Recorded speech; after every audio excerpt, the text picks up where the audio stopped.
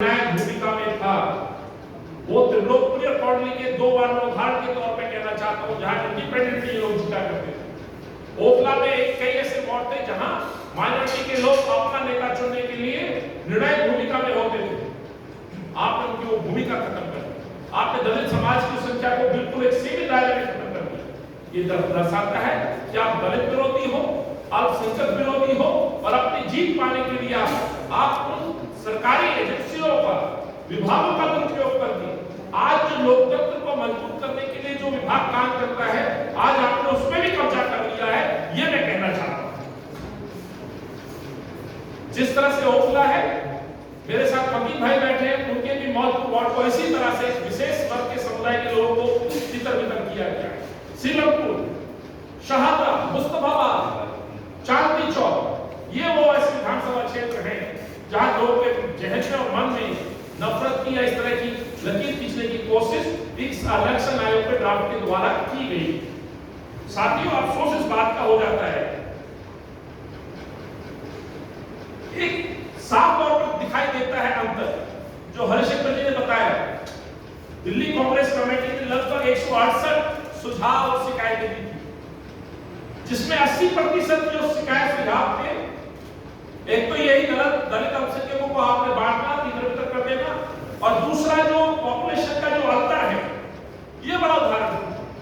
तीसरा, टापू natural boundaries को जंप कर करके आप वार्ड नहीं बनाएंगे, लेकिन तीनों के तीनों इन बड़े विषय को ताक पे रख करके वही लाभ पूरा हूबहू थोपने का काम दिल्ली की जनता पर किया गया है।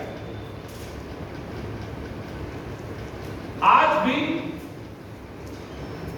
लगभग 23 विधानसभा, 23 वार्ड, क्षमा चाहता हूं, लगभग 23 वार्ड ऐसे हैं जिसमें 80,000 से ज्यादा पॉपुलेशन है। 23 वार्ड इस फाइनल रिपोर्ट के अनुसार, और इसकी हमने लिखित सूचनाएं दी थी, हमने प्रूफ किया, सिद्ध किया कि उचित नहीं है। इसीलिए जब मैं कहता हूं कि हमने समीक्षा की, इस समीक्षा में हमने पाया एक 50,000 का वार्ड है, सबसे छोटा वार्ड, ये है मुंडका का नीलोठी, और एक त्रिलोकपुरी का वार्ड है लगभग 88,000 पॉपुलेशन। अंतर साफ है साथी, आपको समझाने के लिए 88,878 त्रिलोकपुरी विधानसभा है, महिला फेज 1 का वार्ड।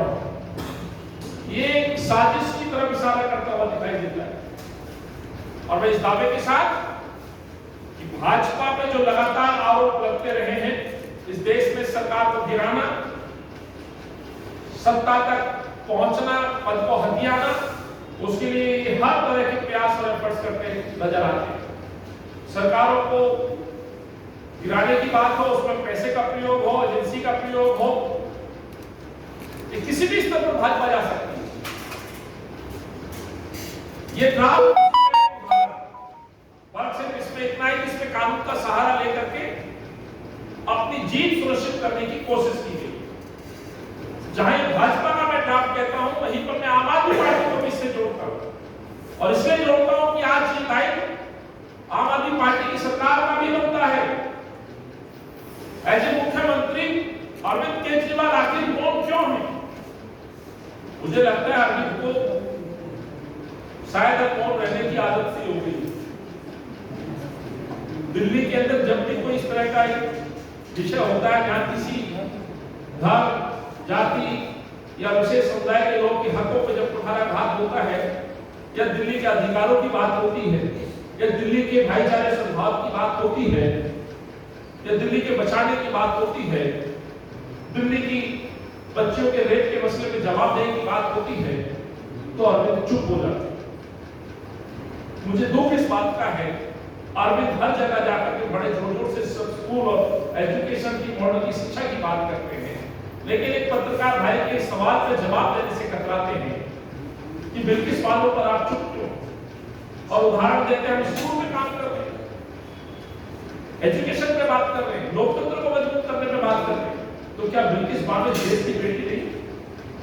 क्या बिल्किस का बानो का कोई पढ़ा लिखा युवा साथी सवाल नहीं पूछ सकता?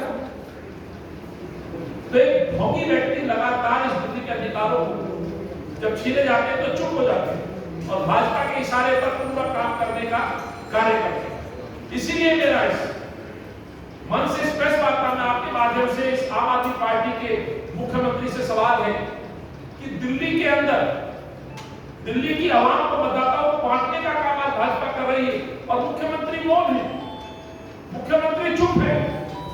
कांग्रेस पार्टी दलित, मुस्लिम, अल्पसंख्यक समुदाय के लोगों को लेकर के महासम्मेलन करती है कि इनके अधिकारों में कटौती ना की जाए, और एक तरफ ये सरकार है जो दावे तो करती है भाईचारे की, सबको साथ ले जाने की, लेकिन एक शब्द नहीं बोलती। कांग्रेस पार्टी के दबाव के बाद मात्र औपचारिकता बाद इलेक्शन आयोग में जाकर के एक दिन जाकर के अपनी उपस्थिति दर्ज कराते हैं। ये क्या दर्शाता है कि अरविंद की इसमें मौन सहमति है, अरविंद मौन सहमति इसमें दे चुके हैं, भाजपा के इशारे पर, सबके इशारे पर अपनी मोहर लगा चुके हैं। और यदि अन्यथा ऐसा नहीं है तो अरविंद जवाब दे, क्या दिल्ली सरकार इस ड्राफ्ट के खिलाफ कोर्ट में जाएगी, और नहीं जाएगी तो क्यों नहीं जाएगी? क्या यह अरविंद का दायित्व नहीं बनता कि समुदाय के बीच में इस तरह की नफरत की भावना पैदा ना हो, इस समुदाय के बीच में भावना पैदा ना हो कि हमारे इस मत की तो कोई वैल्यू नहीं, इस लोकतंत्र में हमारे योगदान की कोई जरूरत ही नहीं है।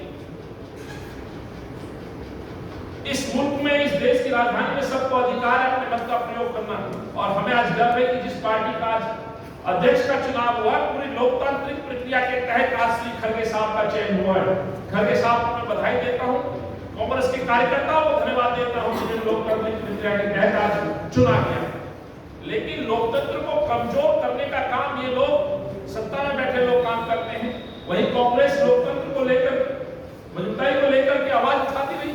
राहुल जी भारत जोड़ो जैसी यात्रा के माध्यम से देश को एक